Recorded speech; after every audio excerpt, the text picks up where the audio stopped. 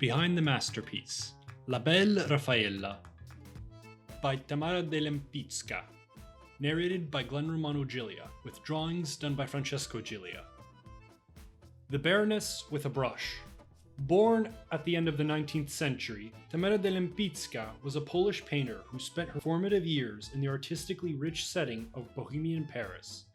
There she met exponents of Cubism, Surrealism, and Futurism, those who were shaping modern art.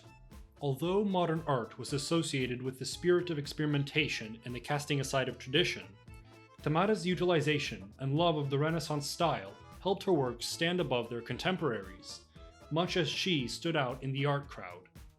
In the early 1900s, her style strove to depict nothing less than the most finished and attractive portraits of modern art. She says, quote, "My goal was to create a new style, bright, luminous colors, and to scent out elegance in my models," unquote. Tamara embodied that idea of promoting through her image so well that the iconic fashion designer Coco Chanel would often donate her magnificent outfits to wear. In this sense, Tamara could be seen as a proto-celebrity, recognized for her work and personality while handling public perception easily, painting herself up to be an icon of the era. In 1929, she was commissioned by the German magazine Die Dame to design a cover which would celebrate the independence of women and the success of the suffragette. For this, Tamara herself, coupled with the increasing popularity of the automobile and the freedom from small towns that came with it, were conjoined in an image perfectly capturing the sentiments of women in the Roaring Twenties. In Autoportrait, Tamara gazes with an undeterred interest from the driver's seat of a green Bugatti. She was indeed the epitome of independence. Despite being born to a wealthy family, she arrived in Paris as a refugee, her only possession the familial jewels she had taken, and as that wealth ran out, she started a career in painting. She was quoted later saying, "There are no miracles, only what you make." The self-portrait makes apparent her laser-focused intent to self-promote. While her actual vehicle was that of an economic Renault, her manipulation of reality transforms it into the sublime image of the Bugatti. To match her car, Tamara paints herself as an unreachable beauty. This same beautification is what many social media posters utilize in order to gain attention. The skill of her brush is surpassed only by the prowess of her strategic thinking, which always serves to obtain her goals. The epitome of this methodology was exemplified later, while her career was well established, when she happened to meet Raoul Kufner, a baron of recent nobility due to his beef and beer empire. It was when he asked Tamara to paint his then mistress and renowned flamenco dancer, Nana de Herrera, that Tamara's more cold and perhaps emotional sides revealed themselves. Upon first read, de Herrera is depicted in a flirtatious pose, with a dynamism natural to an experienced dancer. The legs beautifully molded, providing the support for restless hands, which reflect the rapid and fluid gestures used in flamenco.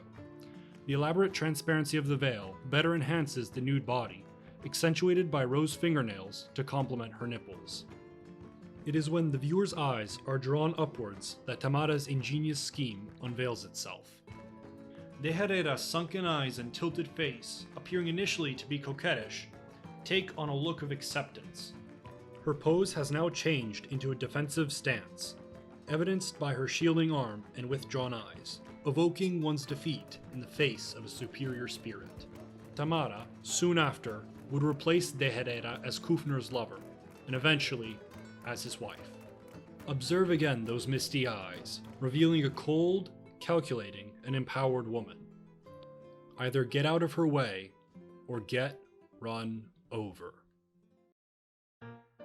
The Roaring Twenties, known in France as Les Années Folles, was the decade following the First Great War.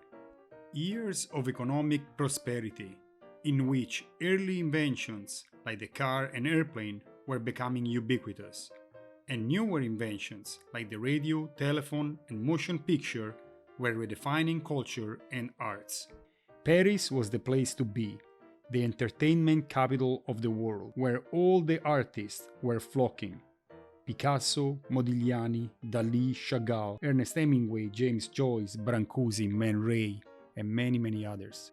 For Tamara's own admission, she lived at the fringe of society, where experimental did not stop in the arts, but extended in sexuality and drugs.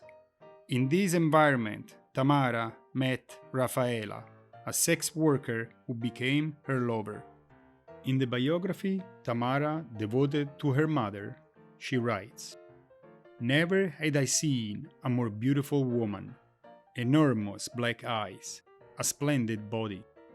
I stopped her and asked, 'Miss, I am a painter and I would like you to sit for me.'" That Tamara loved Rafaela is palliated by the multitude of paintings she devoted to her over the years. The Dream, with those enormous black eyes staring at the viewer. The Pink Tunic. The Belle Rafaela in green.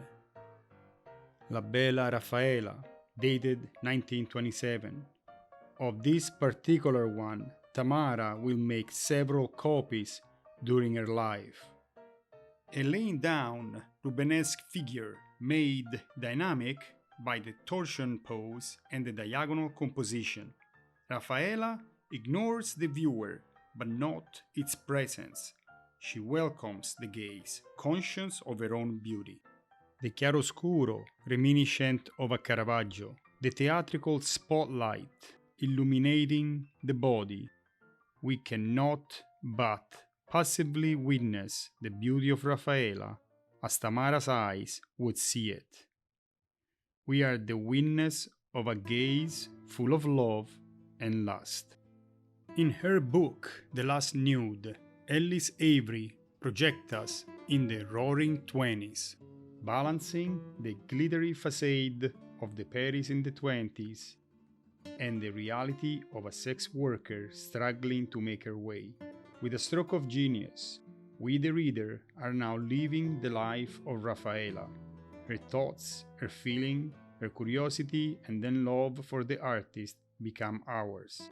By transitioning from viewer of the painting to being the model, in all effect we become both the object and the subject of our own voyeurism.